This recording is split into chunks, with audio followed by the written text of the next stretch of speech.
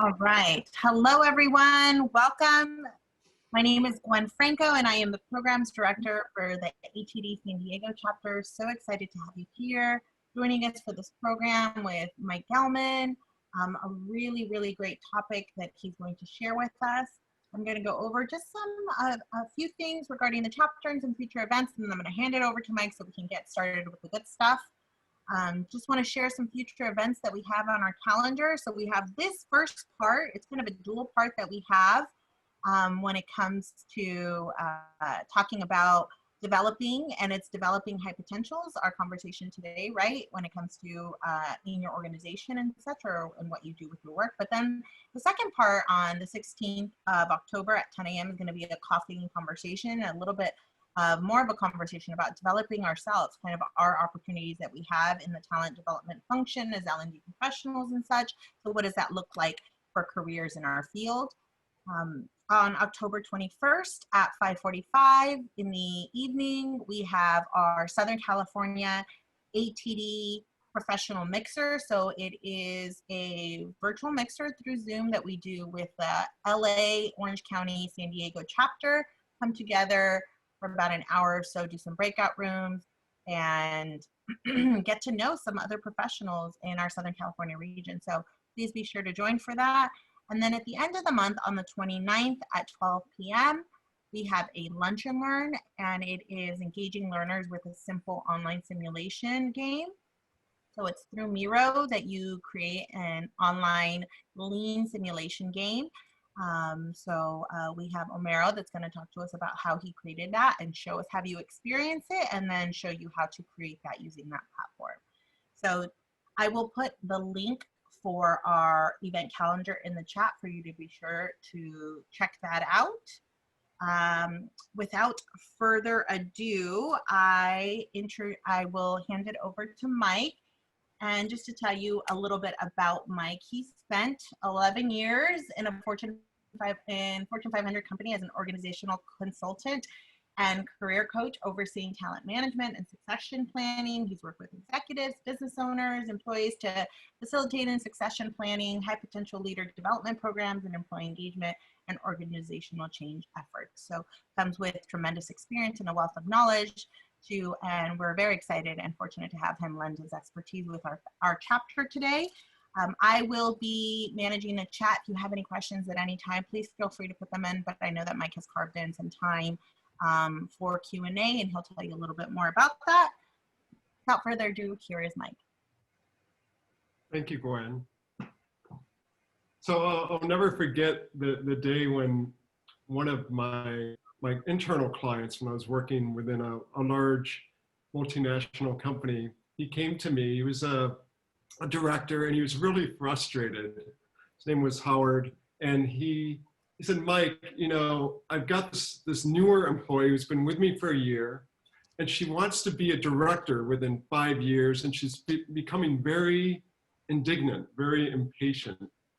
And he was just had his hands up in the air because in this organization, it typically took about 15 to 20 years to become a director. And so you can imagine kind of his predicament there with this kind of eager young, happened to be a millennial generation, you know, that wanted to take that. And this is a common occurrence, and feel free to put this in the chat box during the presentation. I'll ask you to, you know, engage in that way as well. If you've had this experience in your current organization or your previous one that you've been in, or if you consult to organizations, but we end up having this large gap of experience, and so within the next 4 years, half of our workforce is actually going to be made up of millennials, and about 3 out of 4 of those millennials in surveys that have been done, want to be in a leadership role at some point. So there's high demand for this. And, you know, another survey by the Human Capital Institute mentioned, though, that many leaders really don't feel they're ready, right? And so what do we do to close that gap? Because with many of the boomers, as you know, we're already in the midst of that, starting to retire. Some are hanging on because of COVID, and what the economic situation and maybe what that's done to their nest eggs.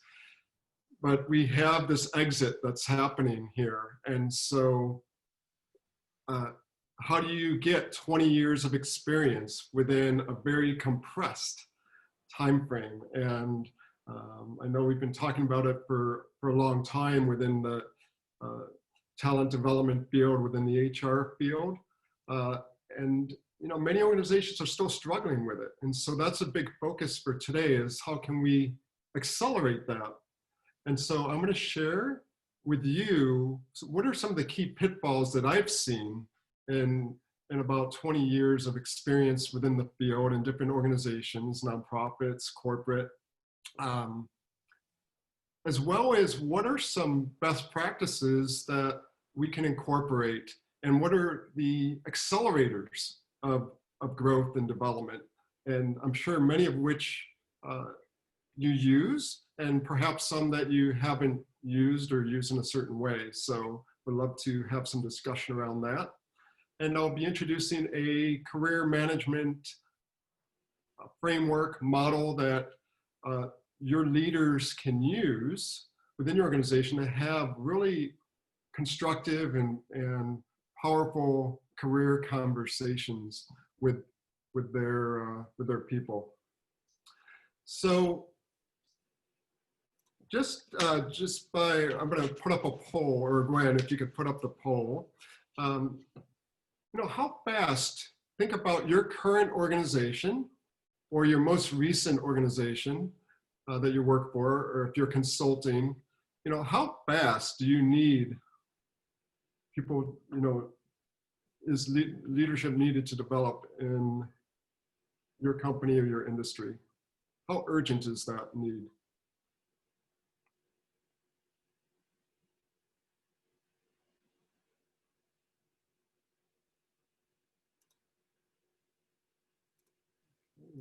Looks like we got about half entries so far.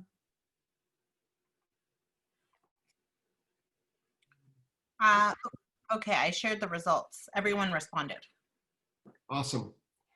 So it looks like within the next year is the most prominent one, right? At more than half of you, followed by we needed this yesterday to it can wait.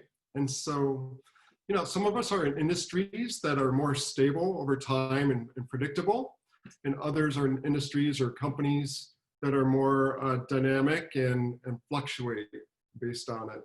And so put in the chat box if the COVID-19 situation altered that one way or another. So however you responded, if COVID-19 changed the trajectory, did it speed it up? Did maybe it slow things down? Be interesting to hear your thoughts on that. So feel free to put that in the chat. All right. So we can close.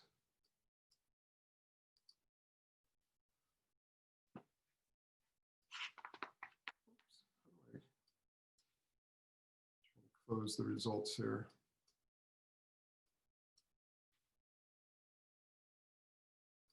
Okay, there we go. All right. And what challenges, great, thank you. What challenges are you facing in your organization? So what talent challenges are you facing? Go ahead and put that in the chat box. Some of us might be having, for example, turnover issues or furloughs. Maybe it's adapting to customer needs. What are some of the challenges that you're facing in your organization in terms of developing talent? See, Mary says, COVID has made it more complicated to develop folks. What else? yeah, we've moved to this virtual environment here, which certainly makes it more challenging. Anyone having onboarding challenges in your organizations? Right? How do you onboard someone effectively virtually? Right? We have a number of things. And so sometimes it's work ethic, maybe it's poor guidance. There's a number of things that can affect it. Joanne is saying they've had to convert their in-person trainings to online. Yeah. Moving staff members to support these efforts. Mary is saying day-to-day work is harder, makes it difficult for leaders. Think about coaching subordinates. Yeah, we have a lot extra on our plates, right? Our leaders have a lot extra on our plates. And Kevin, virtual engagement, exactly. So anyone have like Zoom fatigue? All right, so we have the fatigue and we have the extra fatigue of having to think about everywhere we go and things of that nature. So it's a challenge. So to the extent to which we can manage that, and if we have kids, right? Fortunately, I have a son, but he's older, so he can take care of himself. He's 16. You know, I don't have to necessarily help him with his homework and balance that aspect of it. But you know, how many of you have kids where you need to, young kids where you need to kind of manage that, or perhaps parents that need some extra help and assistance? So it definitely adds to the complications. And the leaders in your organization, right, are dealing with that. So yes, less bandwidth for coaching perhaps. The staff is reduced, but the workload not necessarily. Yeah. So these are all really legitimate challenges that we have. And so some of the things we need to do is just, you know, how can we be creative? So I have a number up here. What do you think this number represents? If you had to venture a guess, take a wild guess. What might this number represent? 67%.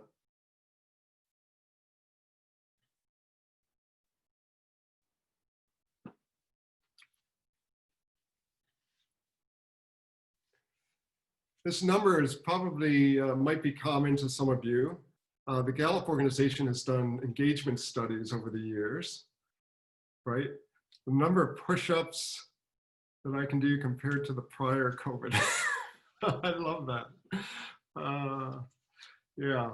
So yeah, 2/3 of our workforce in the US are either actively disengaged, meaning that they're looking for other jobs. And this is a pre-COVID figure, by the way. I don't know what it is now. Might be much higher now.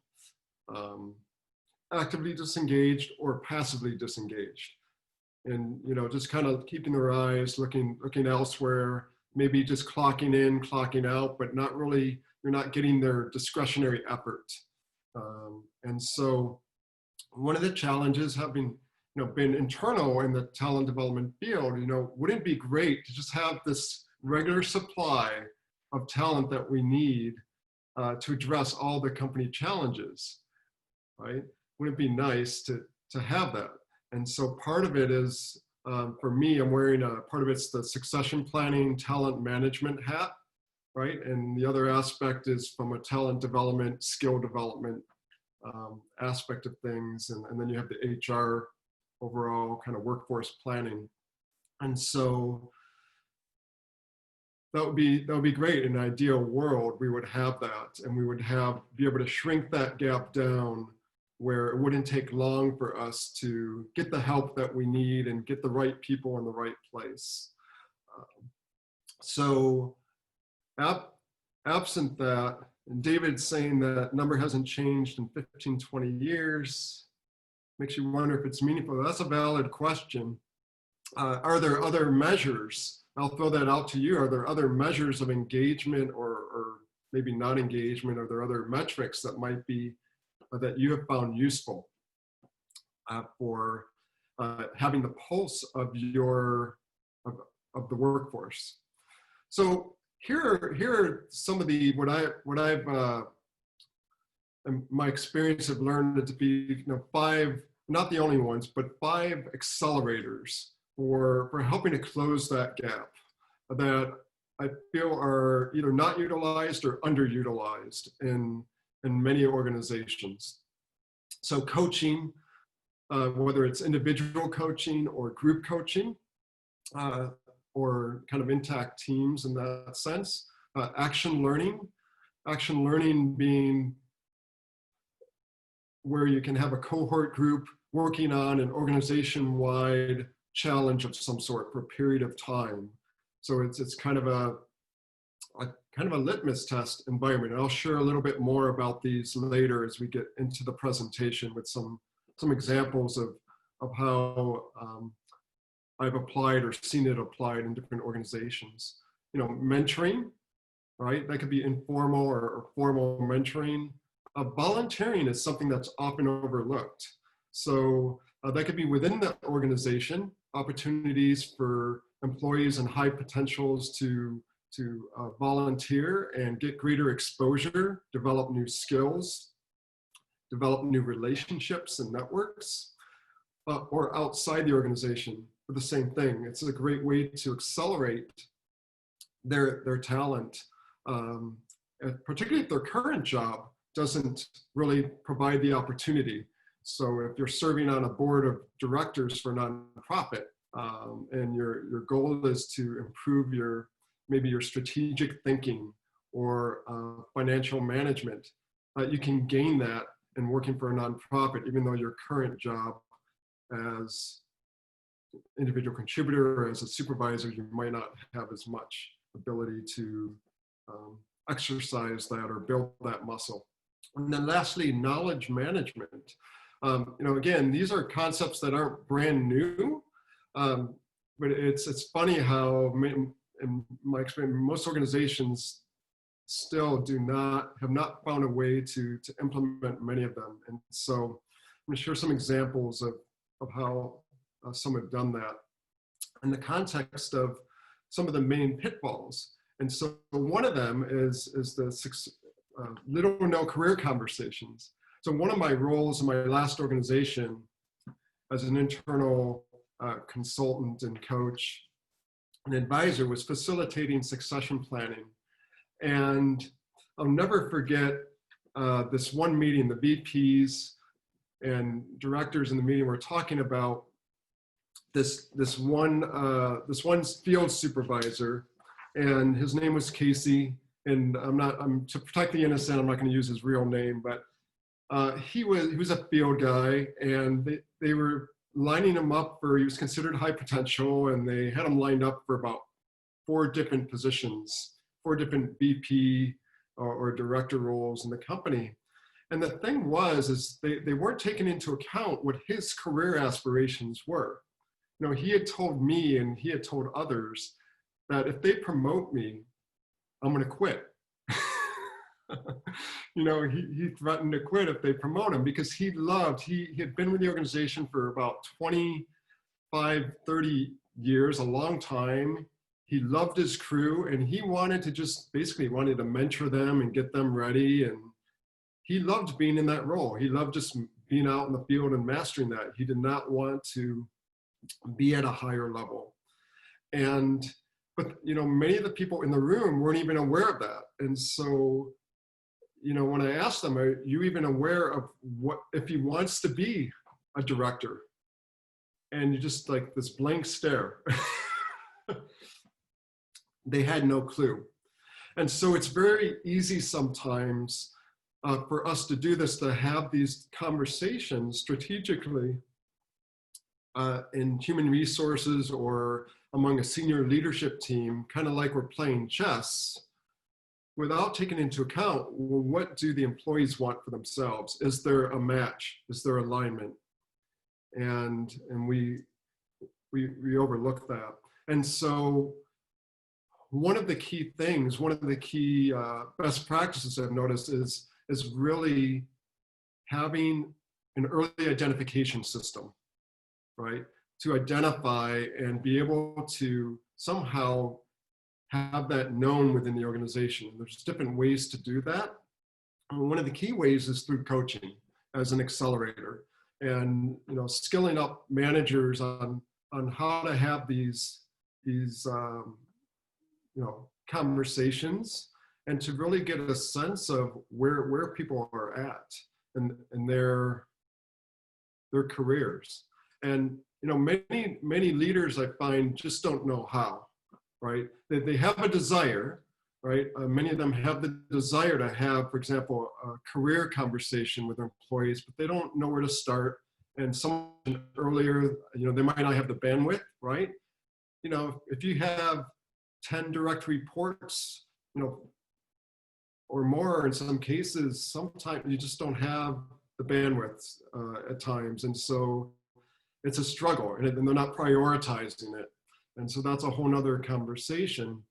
But then what happens is you end up then making these decisions for people that might not be okay with it. You have these master plans, and you say, okay, we're going to move this person into this role. And you didn't realize that, for them, they don't want that because maybe they have the young kids and they want to be home until the kids are off to school, right? So maybe it's just a bad timing.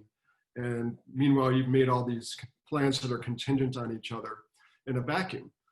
So here's a model that, or a framework that leaders in your organizations can use to hold these conversations and not necessarily cover all these bases in one conversation. This is something I wrote about in a book a few years ago, Pipe Dreams. It's called The 7 Pipelines of Career Success model. And at the heart of it is purpose and passion. I'll just go through this at a very high level. If you want to learn more, you can check out the book. But at a high level, the purpose and passion are really key. One is the passion is really the energy, the fuel, if you will, that's going to drive someone's career, and what's really going to lead for them to put in that discretionary effort. So when we talked about engagement earlier, how much are they able to really express their passion at work, right? Or if not, do they have another outlet? So that's a conversation that can be, and the overall purpose, kind of what type of contribution do they want to make to the organization? So that would be kind of the first major pipeline. The second one would be the preparation, right? So I used to work for a gas company, and so in any construction project, there was always 3 phases, right? There's the pre-construction, there's the build phase, and then there's post-construction. And it's similar. A career conversation is, getting a sense of, once you have their purpose for how they want to contribute, well, what do you need to do to prepare for that, right? What are some either skills you need or knowledge you need, or there might be some other things to prepare for that type of career or that type of job, right? Going back to the earlier example, for that one employee who wanted to be a director in 5 years, being able to really help coach them and think through what would have to happen. So that's really key. The preferences, really just getting a sense of what do they gravitate towards. So one of the things you can do as a leader or leaders in your organization is just observe what activities do team members tend to gravitate towards naturally without being told anything, right? Do they really seem to really enjoy researching things? Do they really seem to enjoy reaching out to other people and being a liaison for things? Do they, do they love to brainstorm? Whatever it may be, where do you see them become energized? And vice versa, where do you see them maybe kind of start to withdraw? So those are some indicators, and you can also ask them as well.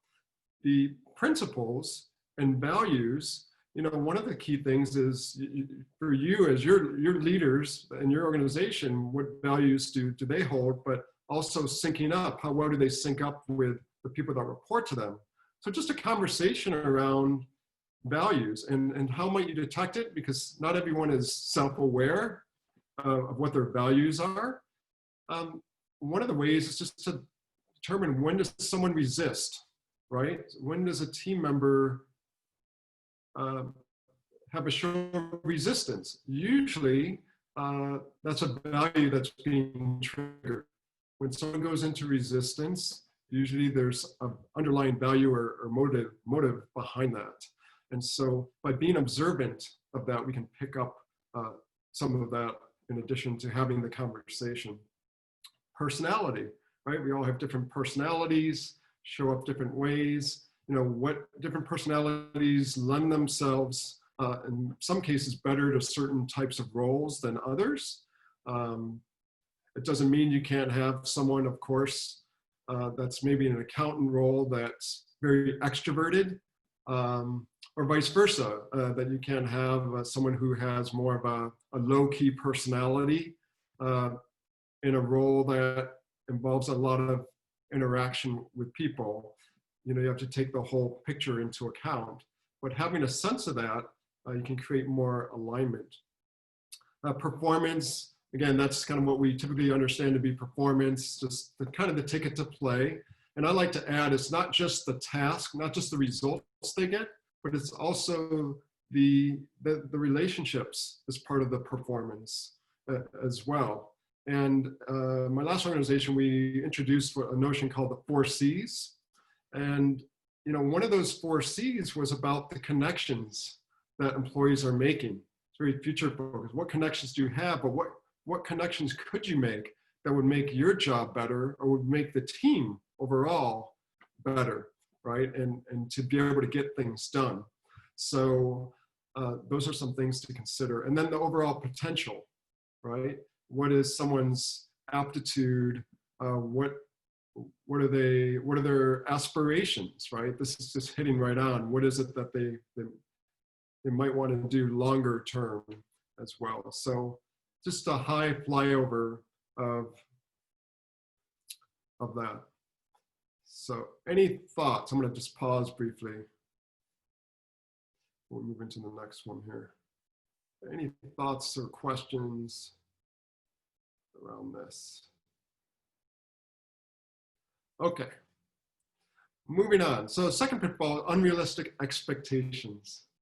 So how many of you, you can chime in the chat if you've experienced this or seen this, but I had one organization I worked with, I used to work at the San Diego Zoo, and we had this one leader at one point that had been there for about 35 years, was going to be retiring within the next year at the time.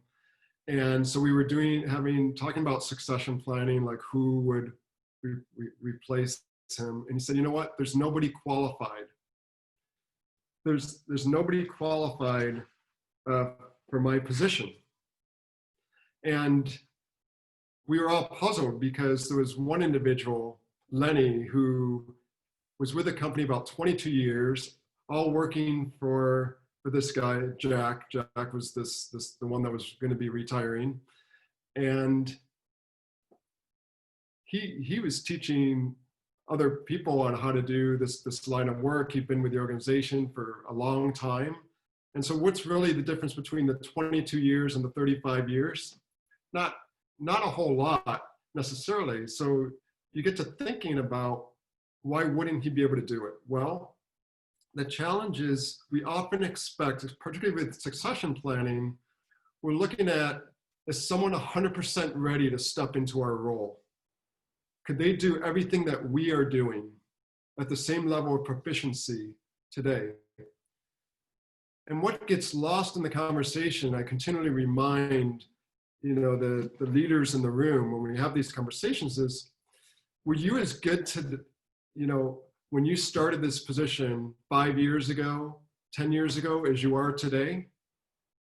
And 99 times out of 100, it's not, no. I mean, there's a lot I had to learn along the way. There's a lot of things I didn't know. There are things that changed in the job that were unexpected. Yet we hold these potential successors, right, and these employees to these standards, these unrealistic standards. And so I think we need to kind of level set and reset what's realistic. And so I have a 75% rule. If the person can, if you look at the success factors for the position, if someone can do 75% of what that requires successfully, then consider them as a candidate for that role, right? Because there needs to be a stretch too. Mary's saying it's important for leaders to ask employees about their aspirations, to encourage them, coach them. Yeah, absolutely. Absolutely. And so, you know, one of the second accelerators would be, you know, the knowledge transfer, knowledge management. And so, you know, how many of you have had this experience where you have individuals that hoard knowledge? You know, they hoard this knowledge because they feel that, you know, knowledge is power, and if I give away my knowledge, then my value to the organization has diminished, right? And so, you know, one of the key things is really to set up systems to really encourage that. So one of the things we did in one organization that I worked with is we literally set up communities of practice around certain targeted areas, high priority areas, like where are the deficits? So we're looking at the knowledge gap. Is it certain competencies like agility or resilience or, you know, strategic thinking? Or is it certain technical functions, right? Are there technical areas? You can build these communities of practice around that. The mentoring doesn't have to be formal, but there's ways that you can do mentoring as well. Knowledge management, I kind of distinguish from mentoring in the sense of knowledge transfer being more around just more information, documenting information. You can have video interviews, you can have, for example, a job transition template that can help facilitate, because if someone doesn't share knowledge, what we would do in this one organization is, well, we can't promote you or give you that lateral move unless we have someone that can replace you, because we don't want to create another vacuum, right? And so it's in your best interest to develop some people that could take over your job so that you can get to where you want to go in your career. And usually that typically works with most leaders. You know, if they're maybe, you know, planning to retire, they might not be as interested in that in some cases, but that's where you can elevate the status of their role, reframe their role as kind of leaving a legacy behind and appeal to that as someone that can have that legacy of sharing in the organization that way. So those are some things. Third pitfall, something referred to lawnmower leadership. Lawnmower leadership. And this is something where we learn early on as managers, we learn early on that, you know, remove the obstacles, right? So a lawnmower leadership is where we need to mow down any obstacle in the path to make things easier for our people, right? And that's been seen as a virtue, right? A good trait. Now, the caveat to that, what I've seen on the flip side is we create employees who are dependent on us to be the troubleshooters, right? The problem solvers. And we literally end up, if we do too much of that, right? I think it's a little bit of balance. If we do too much of it, if that's our default, then we actually weaken our workforce, right? As opposed to allowing them to work through a challenge, right? And so it's not a black and white type of issue, but we need to be strategic about when we roll up the sleeves and step in and be with our people, right? And that's a bonding. It's certainly a good trait of leadership. But if that's what we're doing 90% of the time, then they're not given a chance to take risks and whatnot. And so one of the accelerators here in a formal way that you can use is an action learning approach. And it'd be a program for either high potentials or employees that you really want to potentially help close that gap in your organization, that experience gap or skill gap or knowledge gap, whatever the gap is. And we had a building on strengths program that we developed. I developed it with my boss at the time. And it was a 9-month program that we had, and they had to solve an organization-wide challenge. But the focus was not so much on the result, it was more on the process, on their development. And we kept the parameters a little bit vague, and to see how they would manifest, because it was really for development. So for example, it could be addressing a technology challenge, how to implement new technology, how to become more green as an organization, how to have greater social responsibility as an organization, how to attract more talent. We had groups on all these different things, how to retain talent, so cost saving, whatever it may be. You put them on that challenge, and then you can give them exposure. You can give them some training. We gave them training, we gave them coaching, we gave them assessments, we gave them all these other great things that we do as talent development professionals. But the key aspect of this was that they had this challenge that they had to work through and present to the upper leadership team, which gives them more visibility, by the way. And it's the learning that was the focus. So the learning was in the doing. So a fourth pitfall is to provide, well, yeah, I kind of covered this. It was really kind of how do we deal with the hardships? So one of the next pitfalls is the lack of follow-up. So a lot of times we make these great plans, but have you heard of, for example, unfunded mandates, right? We all know that term, right? So, like the state of California or in the school system, whatever, we say we have to do this, but we don't fund it. There's no funding to go with it. It's ludicrous, right?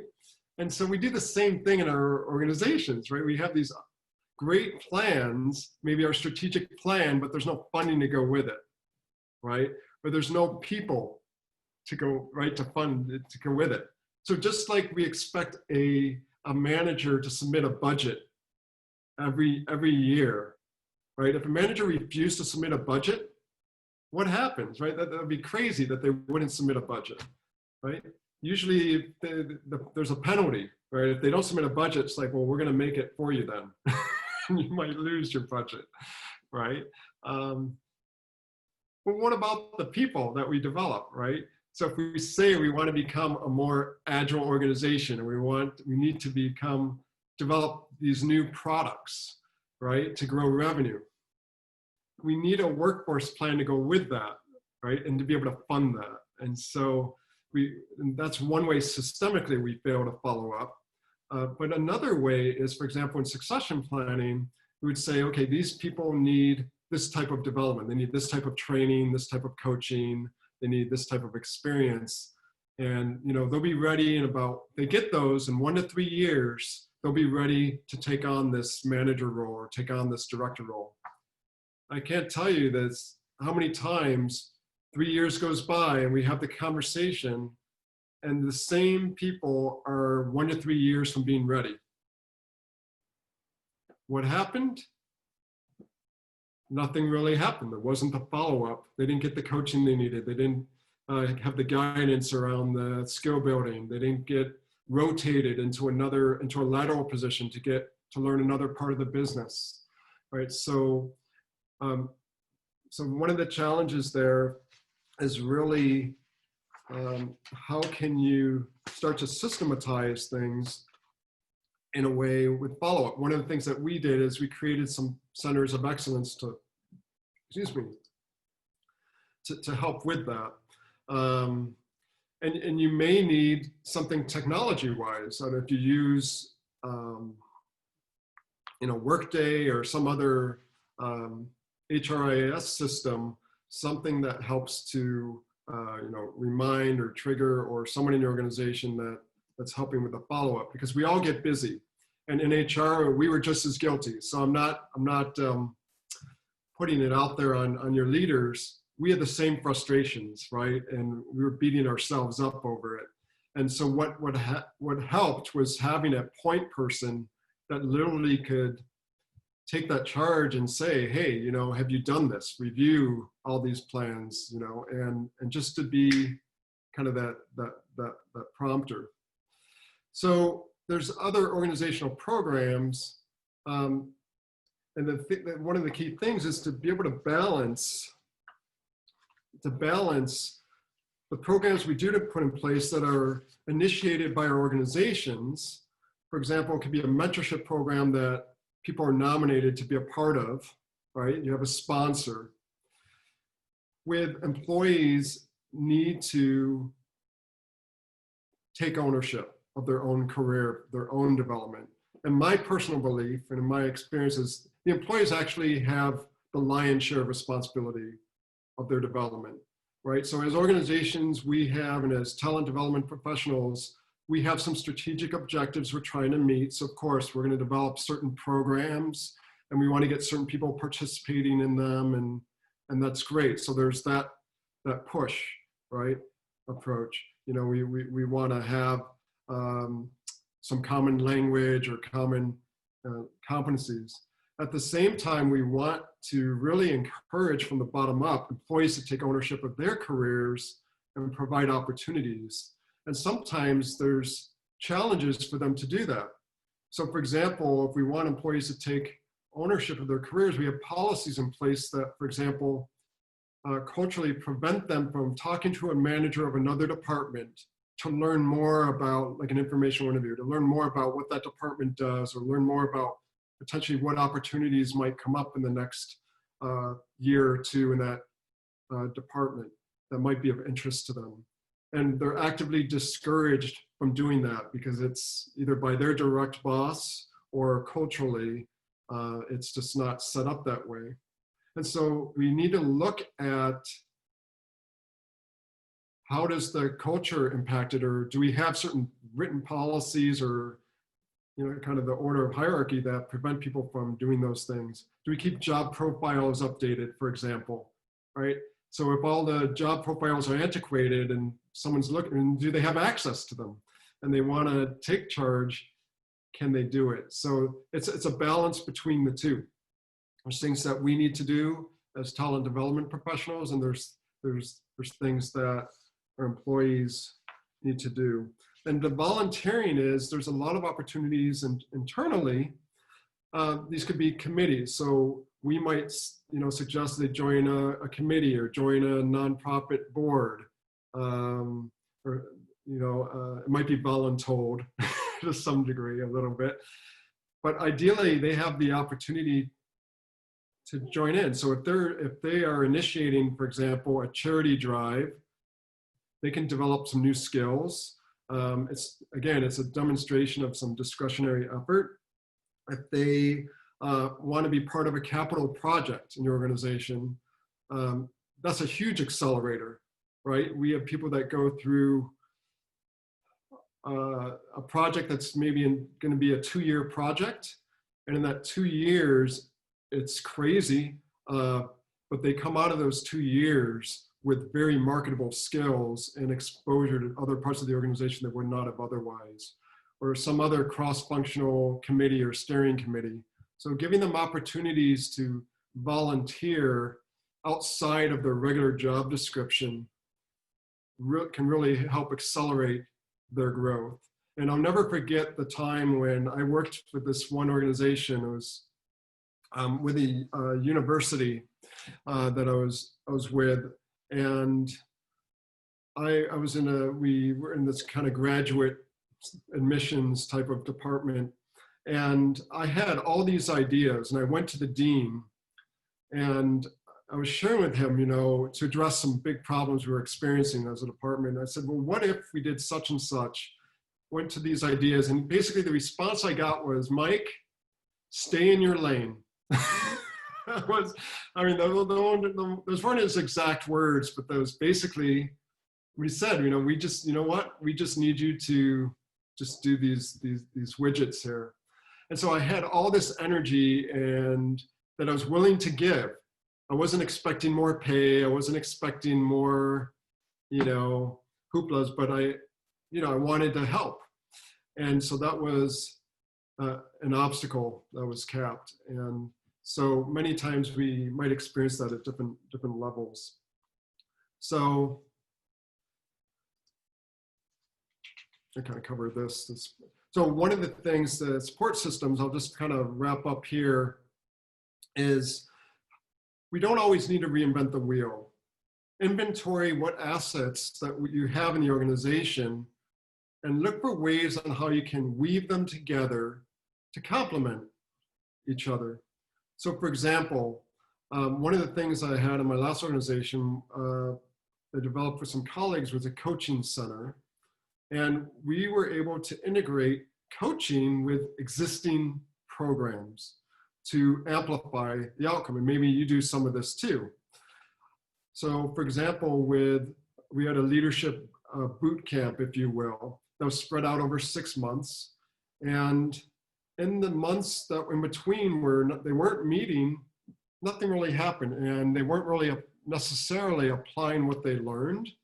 And all this time would go by, and then you meet up again, and you lose out. So by incorporating coaching that we had in the group coaching in this example, in between, we were able to provide greater continuity, address challenges they were facing real time, and help them get over that hump, have sharing among the peers as well, and it was integrated. We did the same thing with the performance management process. We integrated coaching. We had a coaching model for the performance management process and for people to learn those 4 C's I talked about, and did some demonstrations for them and helped skill them up on providing coaching skills to enhance the performance review process, right? That typically is something that many leaders dread and many employees dread. And so the onboarding process, what if you utilize coaching to help extend those first 90 days to keep people engaged and acclimated to the organization? So that's something that we put on the table as well. So you can use this methodology in other ways. So if it's not coaching, it might be something else that you have, some other great development resource you have in your organization, and apply that to other dimensions in your organization. So if it's training that you provide, how else might you utilize that and weave it in, or what other resources could complement the training that you provide? So, those are some things. So a key thing is really just to keep in mind we're trying to close the gap is, find my bearings here. How do we just keep in touch along the way, right? And so many organizations now are moving to, for example, bi-monthly pulse surveys. So instead of doing an engagement survey once a year or once every 2 years, doing these small little pulse surveys throughout the year so you can catch things as they're going.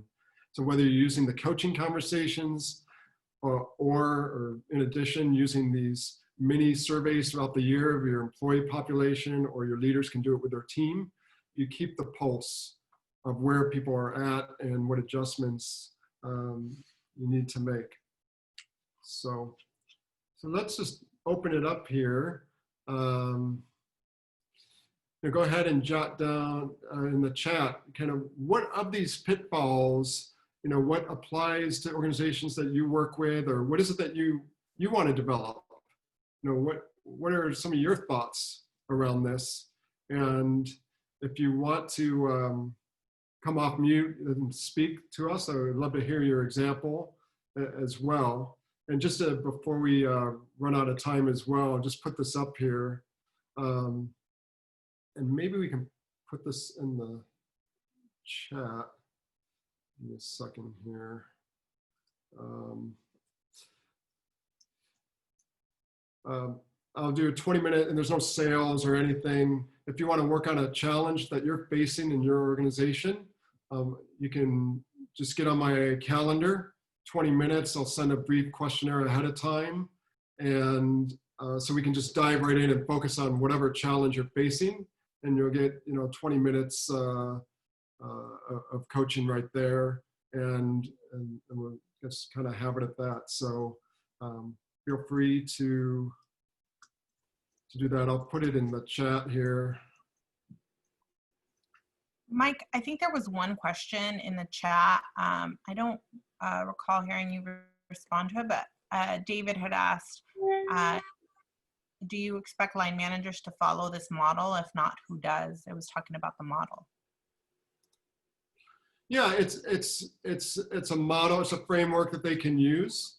It's in that many leaders find helpful to use with their employees, and it's a way to.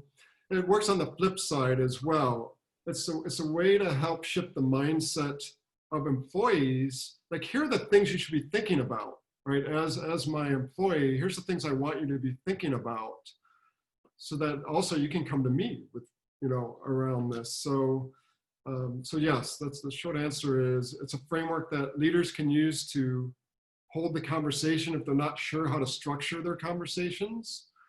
And it's also a model for employees that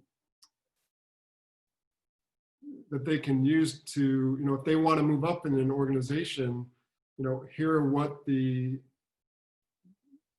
most commonly the high potentials, the ones that are really successful in doing that or feeling fulfilled, here's what they're doing, right? And they're taking ownership. What other questions or comments? And I'm open, if you've had a different experience, please share. Expand the knowledge in the room.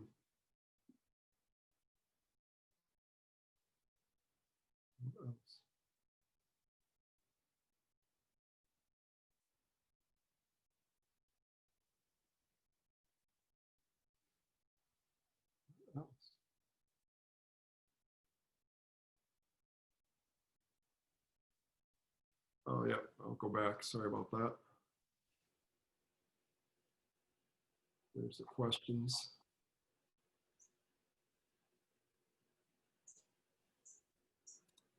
Organizations struggle with rewarding leaders, develop others, with promoting leaders who only focus on the bottom line results. Yep. Both aspects need to be. Yeah. One of the things that many organizations do, one of the side things I do is I'm on the panel for the International Coach Federation Prism Awards, and they look at what companies have the best coaching cultures. And one of the themes to that end is that they will build in developing others.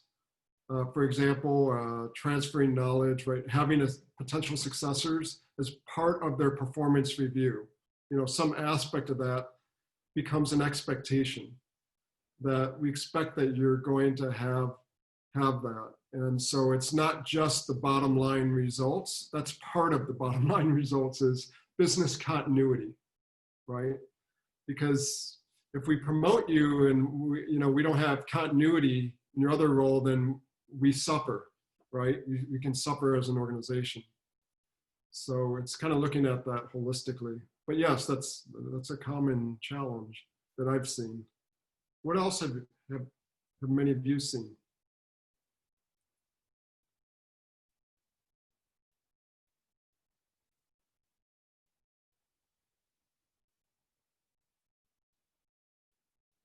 All right. Well, maybe that is all for today. I invite you to connect with me on LinkedIn so we can stay connected. I see some familiar faces on here. It's great to see. I see Gabby and Rich and some other familiar faces. So great to have you. Thanks for joining in.